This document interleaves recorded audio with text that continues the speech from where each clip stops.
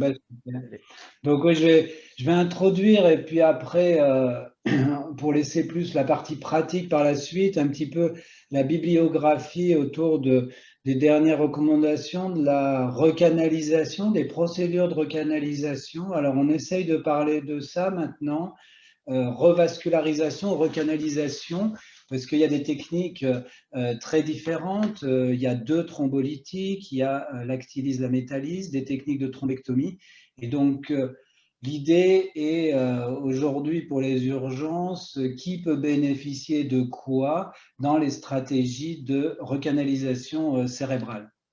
Je n'ai pas de conflit d'intérêt par rapport à cette présentation. Donc l'idée, je pense qu'il faut garder de physiopathologie, parce que ça va être quand même ça la trame de tout ce qu'on peut recommander, c'est d'aller le plus vite possible, c'est-à-dire d'être au plus tôt, et tout le temps qu'on peut gagner au début est important. Alors, ce schéma d'évolution de l'infarctus est faux par son abscisse, c'est-à-dire que les horaires, en fait, et c'est ça les nouveautés, doivent être individualisés, personnalisés pour le patient qu'on a devant nous, à savoir, est-ce qu'on est dans des zones de pénombre, ici en vert, c'est un scanner de perfusion, ou dans de la nécrose en rouge en perfusion, ou en diffusion d'IRM, comme sur cette dernière image, en hyperintensité de diffusion. Ce qui nous permet de ne pas avoir une seule courbe générale populationnelle où on va poser les 4h30 pour la thrombolyse, les 6 heures pour la thrombectomie, mais personnaliser et d'identifier des progresseurs rapides qui sont très rapidement en nécrose. Donc, c'est ces phases progresseurs, donc on est dans la nécrose très rapide et que finalement, il n'y a peut-être plus rien à récupérer et ce sera encore à discuter, ou par chance, finalement, des progresseurs très lents qui, par la collatéralité, la vasoréactivité, éventuellement des choses de résistance à l'ischémie, évoluent très lentement vers l'infarctus, et on va voir que ce très lentement peut suggérer jusqu'à 24 heures après le déficit. Et ça, la clinique ne va pas nous aider, et ça, c'est important à comprendre, parce que la clinique, l'importance du déficit, donc au NIHSS, va couvrir l'arrêt électrique des neurones, c'est-à-dire la zone en pénombre et en infarctus. Donc, on a l'image du patient, de sa souffrance cérébrale, et dans cette souffrance cérébrale, on va essayer de trier les patients en infarctus ou en pénombre, savoir s'il y a un intérêt, bien sûr, de recanaliser la pénombre, l'infarctus, pour peu que ce soit une nécrose complète, on reverra cette discussion à la fin, et plutôt à risque hémorragique si c'est recanalisé. Donc, je ne reviens pas sur la thrombolyse moins de 4h30, hein, c'est des études populationnelles, on vérifie qu'il n'y a pas d'hématome, et en moins de 4h30, on peut thromboliser quelqu'un à l'actylyse. Sur la thrombolyse IV, voilà une étude intéressante qui pose la question des délais inconnus, c'est-à-dire au réveil le matin, au réveil de la sieste, ou pas de témoin, donc on a des informations non fiables sur le délai. Il propose ici, dans ce que je vous dis, une sélection assez simple sur le flair, le T de flair, qui se positive classiquement, historiquement, en 5-6 heures. Et donc, on propose à des patients, vous voyez, assez faibles, hein, NIHSS 6, donc c'est des petites lésions, on est plutôt petites lésions, dit petits caillots, donc on est plutôt dans le champ de la thrombolyse, on n'est pas dans l'occlusion des gros troncs, à flair négatif, et on se dit, ce patient, il a bien un infarctus cérébral tout à fait récent, le flair n'est pas positif, on est à moins de 4-5 heures et on thrombolyse avec des résultats qui sont tout à fait favorables. Donc, la possibilité d'aller thromboliser sur des délais inconnus. Confirmation avec cette étude Extend, là qui mettait un délai à 9 heures, 9 heures sur délai connu, ou au réveil, même idée, délai inconnu au réveil le matin, le patient a été vu normal la veille au soir ou au coucher. Et on retrouve, vous voyez, la même cohorte de patients, NIHSS assez faible, donc petite lésion cérébrale, NIH 6, patient assez jeune. Et là, IRM de diffusion, perfusion, ou scanner perfusion, ça veut dire un mismatch diffusion-perfusion, comme je vous ai montré en introduction, donc des patients qui ont encore une pénombre, donc une pénombre à sauver. Et effectivement, on retrouve des résultats aussi encourageants pour dire que chez ces patients sélectionnés, ça veut dire des patients, c'est plus une urgence AVC, l'alerte est AVC, mais là on est dans l'urgence pénombre finalement, on essaye d'identifier la pénombre ischémique et on garde des résultats favorables comme historiquement. Alors, le problème, c'est que la thrombolyse IV, ce qui a été le rationnel pour la neuroradio interventionnelle, c'est que ça fonctionne assez mal sur les gros troncs. Les occlusions de gros troncs, c'est-à-dire les artères proximales du polygone de Willis, essentiellement l'artère cérébrale moyenne en M1, les carotides terminales et très peu de données sur l'artère basilaire, parce qu'ils ont été peu recrutés dans les études et on n'a pas beaucoup de données. Le NIHSS moins fiable, c'est une pathologie tout à fait particulière. En tous les cas, voilà, si vous avez une lecture maintenant un peu historique à avoir sur le bridging, c'est-à-dire l'enchaînement thrombolyse-thrombectomie, sans réfléchir et sans attendre entre les deux gestes, hein, c'est la perfusion et on enchaîne sur la salle de radiologie interventionnelle en moins de 6 heures. C'est l'ensemble et la méta-analyse de toutes les grandes études qui ont montré ici des résultats tout à fait intéressants. Hein. On parlait de révolution thérapeutique sur des accidents là forcément qui sont graves, des NIHSS élevés. Vous voyez que des patients vont être jusqu'à supérieurs à 21. Donc ça, c'est le gros caillot, la grosse artère, la grande souffrance cérébrale. Tout âge, ça c'est intéressant, on y reviendra un peu sur la synthèse des recommandations. Tout âge adulte et notamment chez le sujet très âgé, peut-être parce qu'aussi dans les handicaps au long terme, ce patient âgé, c'est un peu tout de suite parce qu'il bénéficiera moins de la rééducation par une fragilité d'état général. Donc l'impact thérapeutique majeur, c'est de limiter la lésion cérébrale au départ et des patients éventuellement graves. Des résultats, je ne les détaille pas non plus, qui sont favorables et qui ont bien introduit ce bridging, thrombolyse-thrombectomie dans les moins de 6 heures dans nos pratiques depuis ces premières études de 2015. Alors, est-ce qu'on peut aller plus loin? Revenons sur la sélection des patients. Donc, la gros tronc, occlusion de gros tronc, éligible à la thrombectomie. Alors, est-ce qu'il faut thromboliser au risque de faire saigner les patients? On voit, c'est intéressant, dans cette étude d'Orne, on verra dans la suivante, donc on a des patients graves, hein, NIHSS 17, et il y a quand même une dizaine de pourcents de patients qui ont une thrombolyse intraveineuse avant la thrombectomie. Donc, ce n'est pas impossible aussi de thromboliser très tardivement ces patients graves, pour peu qu'ils aient un bon mismatch, une bonne discordance, une pénombre estimée, qui ici dans cette étude est radioclinique, c'est-à-dire en radiologie on voit l'infarctus, IRM, en diffusion par exemple, un infarctus de petite taille et un déficit clinique très important, ça veut dire que la souffrance cérébrale de pénombre est importante et sur ces discordances radiocliniques où l'infarctus n'explique pas tout le déficit, et bien la thrombectomie est largement bénéfique également, donc jusqu'à 24 heures.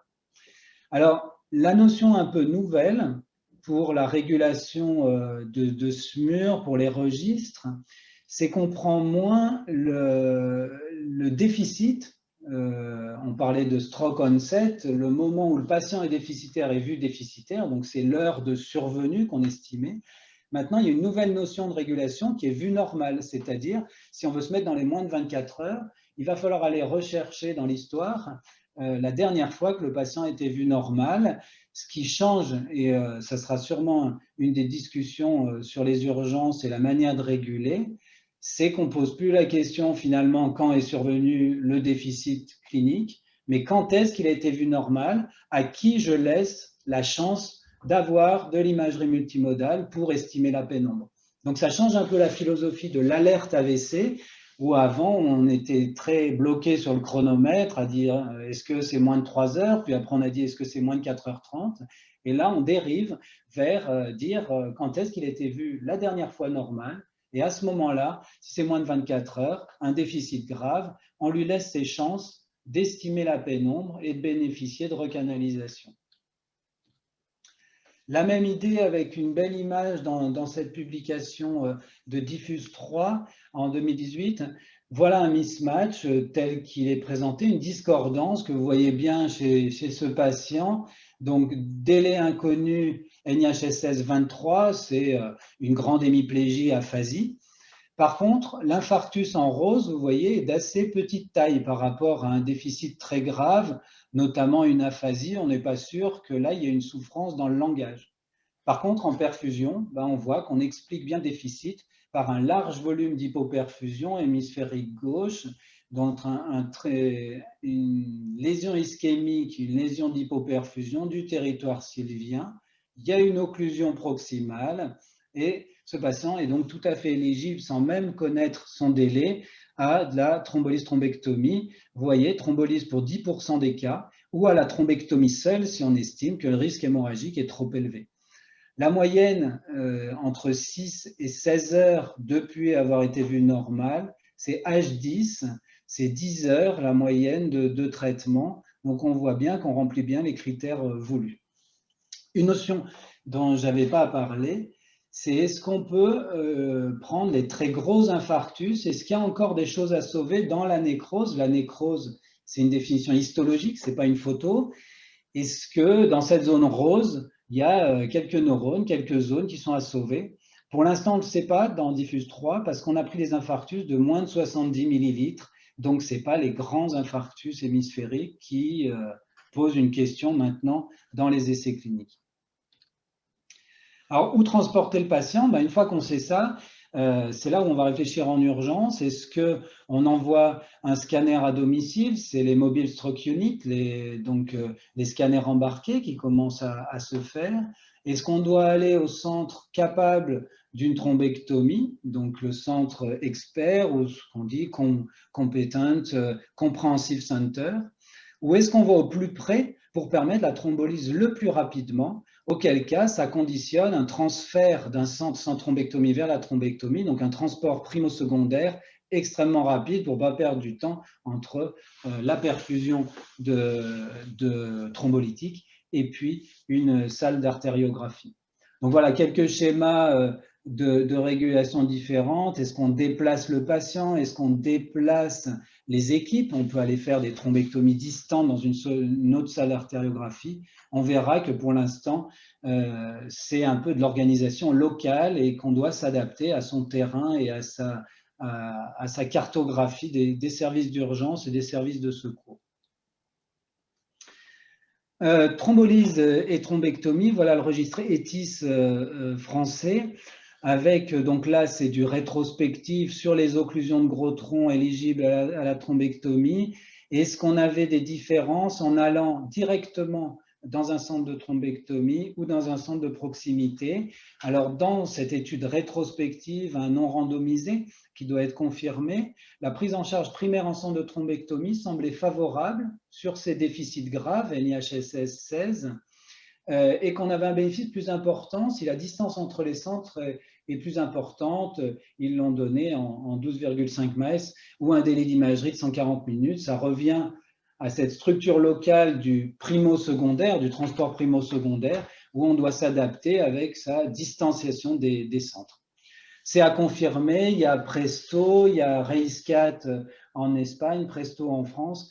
Il y a d'autres études qui vont randomiser ça pour savoir où est-ce qu'on adresse en primaire ces patients graves pour, d'un côté, pas faire perdre de temps pour la thrombolyse, ce qui peut être en faveur d'être à la thrombolyse de proximité, mais pas faire perdre de temps après pour l'enchaînement sur la thrombectomie quand c'est nécessaire. Alors, autre chose, est-ce que finalement on a besoin de thrombolyse? Est-ce que la question d'aller thromboliser dans les urgences de proximité ou dans l'UNV de proximité, est-ce que c'est utile? On a moyennement des réponses, et ça va être encore une question dans cette étude donc, de l'année dernière. Vous voyez que c'est des gros troncs occlus, NIHSS 17, on retrouve tout à fait les mêmes critères d'inclusion, et on fait avec ou sans actylyse la thrombectomie. Il y a une non-infériorité sur le pronostic, mais pas de supériorité d'une des stratégies. Et la recanalisation est plutôt moins bonne quand il y a une thrombectomie seule. Donc, on a l'impression que la thrombolyse IV va aider à une meilleure recanalisation et peut-être aider à laver les petits caillots, à thrombolyser les petits caillots plus distaux pour permettre une très très bonne qualité de reperfusion du tissu. On parle aussi beaucoup de la reperfusion veineuse, des petites veines qui bénéficient de la thrombolyse per ou post ou pré-thrombectomie. Alors, l'infarctus mineur, est-ce que les petits infarctus mineurs bénéficient de thrombectomie, donc des NIHSS faibles? Il y a une faible souffrance cérébrale, mais il peut y avoir des occlusions des gros troncs. Donc, il y a une bonne collatéralité, il y a une suppléance, il y a des tas de mécanismes physiopathologiques qui font que le patient n'est pas grave. Et finalement, c'est assez logique, les résultats de cette étude Minor Stroke sur cohorte rétrospective, c'est qu'on augmente le risque hémorragique en faisant thrombolyse thrombectomie si le caillot est petit, en distalité, le geste est plus difficile, plus distal, le risque hémorragique est plus élevé.